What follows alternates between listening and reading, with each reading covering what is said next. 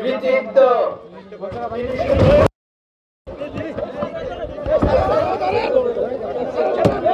পরবর্তীতে 7ই নভেম্বরের